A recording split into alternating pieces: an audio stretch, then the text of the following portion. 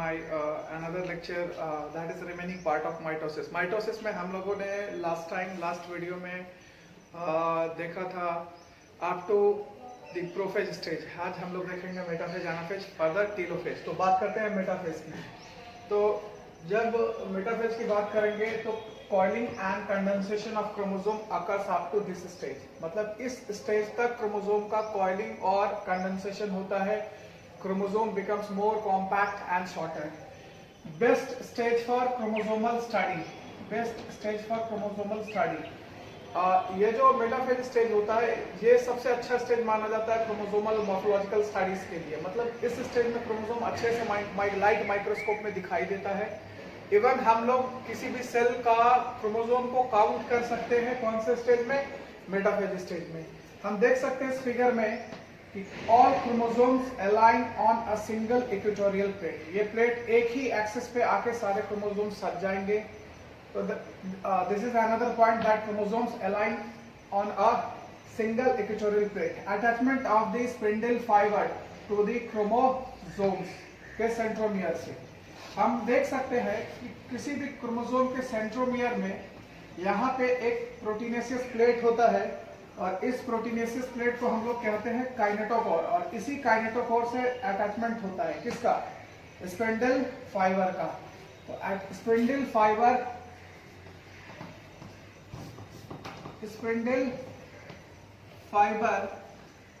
Attach to kinetochore plate. तो metaphase में क्या क्या हुआ? तो all chromosomes align on a single equatorial plate. Attachment of spindle fibre to kinetochore plate. And this is the best stage for chromosomal morphological studies. अब हम लोग बात करते हैं अनदर फेज की, जिसे हम एनाफेज कहते हैं. ये सबसे छोटा फेज होता है, शॉर्टेस्ट फेज. यहाँ पे क्या होगा? तो कॉन्ट्रैक्शन ऑफ स्पिंडल फाइबर. देखिए ये जो स्पिंडल फाइबर यहाँ अटैच हुआ था ना, इसमें क्या होगा? कॉन्ट्रैक्शन होने की खींचेगा, ये कॉन्ट्रैक्शन होना शुरू हो जाएगा. हम यहाँ पे देख सकते हैं कि स्पिंडल फाइबर एक जो काइनेटोकोर से अटैच हुए हैं उन्हें काइनेटोकोर फाइबर कहते हैं, और एक जो क्रोमोसोम से अटैच नहीं हुआ है जिसपे चार्ज डेवलप हुआ है, इसको हम लोग कहते हैं polar tubules.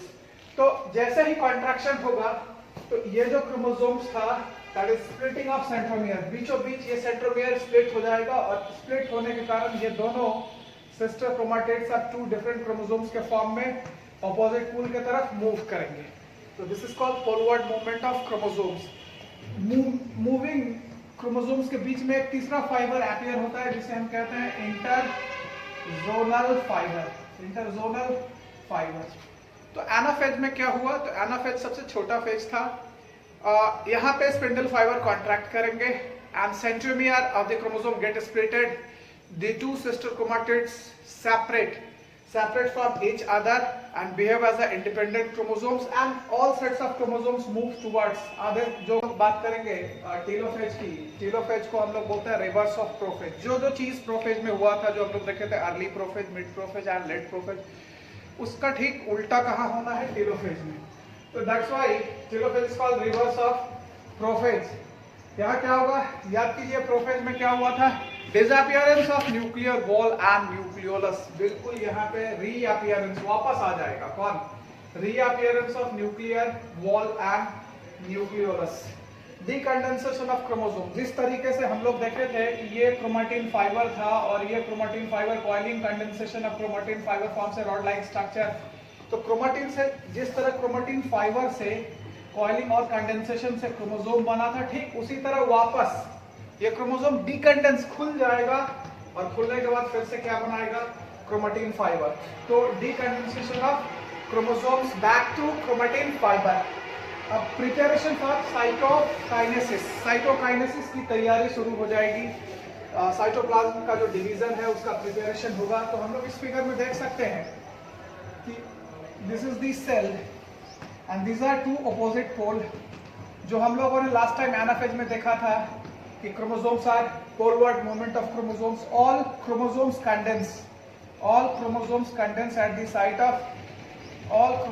condense at the site of opposite pole.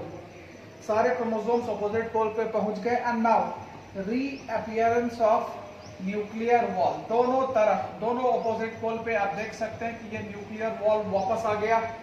और अब यहाँ पे प्रिपरेशन होगा साइटोकाइनेसिस के लिए। तो साइटोकाइनेसिस में जो गोल्जियन वेसिकल्स था कंसिस्टिंग वॉल मटेरियल, छोटे छोटे वेसिकल्स डिपॉजिट होना, fragments of spindle fibre and Golgian vesicles, जिसे हम कहते हैं फ्रैगमोप्लास्ट। क्या कहते हैं?